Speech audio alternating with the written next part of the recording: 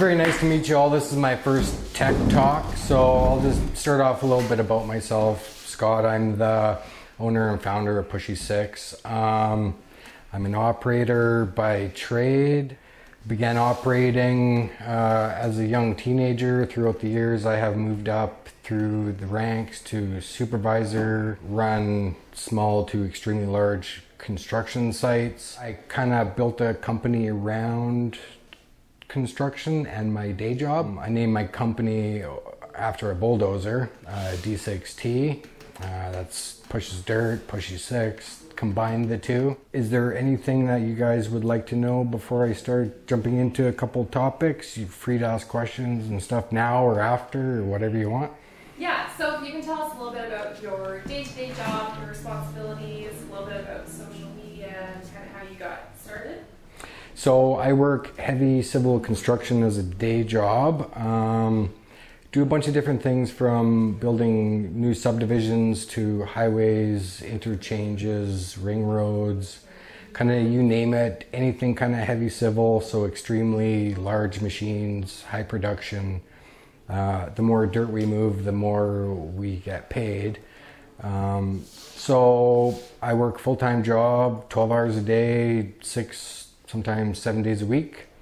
With that, I have worked all day, and then after work I would work on my company, building my brand and stuff like that. I transitioned from a day job in construction to social media. Back in 2012, I seen the potential and kind of way the world is heading with everything online, from online stores to being promoted on social media. I hopped on that, self-taught everything. I learned a little bit of coding so I could build my own website. Learned a little bit of JavaScript, learned how to edit, take pictures. I learned how to use the internet to my advantage. What I wanted to do when I first began is show the world what I do. I love equipment, I love construction, it's my passion. I wanted to show everybody what I do and what I love. I slowly turned into someone who's looked up to and respected in construction.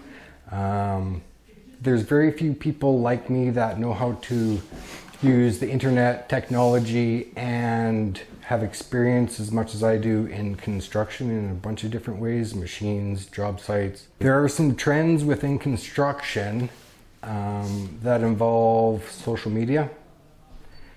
I deal with a lot of people online that are contractors that have seen the same thing that I do, and they've used their Facebook page, Instagram, whatever, to build their brand and build a type of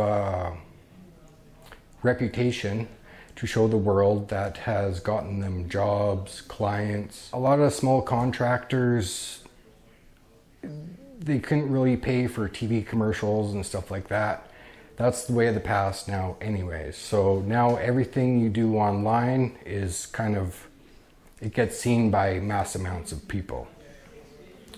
A lot of small companies have gained a lot from doing that, whether it's a post of their job site, of their machine or whatever, that spreads throughout social media, and it funnels people who have interest in machines or construction to their company, and on their page they have work that they do and people can browse.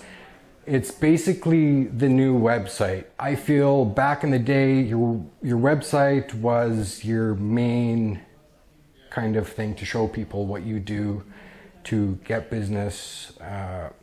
Now I think it's secondary. Now either it's your Facebook page or your Instagram. That's kind of what you use to show the world who you are, what you do. Instagram and Facebook, all those kind of outlets,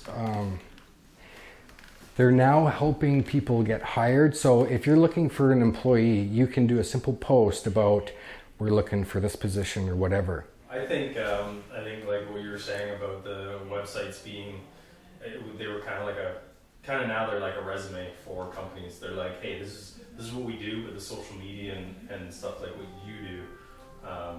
proves it. Says, hey, look, this is what we can do, but watch us in action. I've been able to inspire people to follow my footsteps as an operator, stuff like that.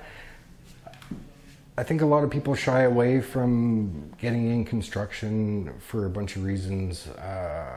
Some are true, some are false, but our profession, in my opinion, is the best one there is. Construction in general, whether you're an operator, you're in the office, whatever you're really doing. I became known for only working with people, companies, products that I actually believe in, that aren't scams. So I only promote those that I believe in. I refuse to accept money for paid posts and paid promotions, stuff like that. So only the ones that I believe in. With that, I've built a lot of trust with the public within the construction industry. So with that, I have became an actual influencer to many people because I never steer them wrong. I only promote something that I can back or put my stamp on. So when I say something is good, they actually believe me, right? So I have many values and stuff that I stick to, and that shows. And I think that's helped me get to kind of where I am, not steering people in the wrong direction. I'm here to help the industry. When I first began, it started as something else, just me showing what I was doing. Since that time, it's evolved into something much bigger. Now I became a voice for many people in the industry who don't have a voice, like operators. So I like to start discussions about things that need to be changed or altered or whatever to make construction better. I like to bring up topics that no one really wants to talk about. There are some issues within construction that do need to be changed and things that are evolving in these newer times. And I like to start those discussions. If I don't, no one's going to, and then no one's going to deal with anything really. It's not just me, other big brands, other big companies are now seeing the value in social media. Questions? Just because you just sort of touched on the idea of, trends that you want to see change and things you're pushing for, can you give us some examples of some of the stuff that are really important to you that you're really trying to get out there these days? Yeah, so a few things that I want to try to get out there is, one of my main things is to inspire the next generation of operators. Many regions these days in the US and maybe here, we're short on labor. So there's not enough good employees to fill positions and stuff like that. So I'm trying to inspire people to get into construction. Certain trends, aside from getting like the labor force up, what are some of the trends that you see that you're really passionate about that you'd like to see changed, or like something you're really trying to push? Another big thing that I try to push for is people not only to get into the industry, but to take pride in their work and do good work and find something that you have a passion for and just go all in and do your best and do good work. There's a lot of people these days that it's just a job to them. For me, this is a career, this is a profession.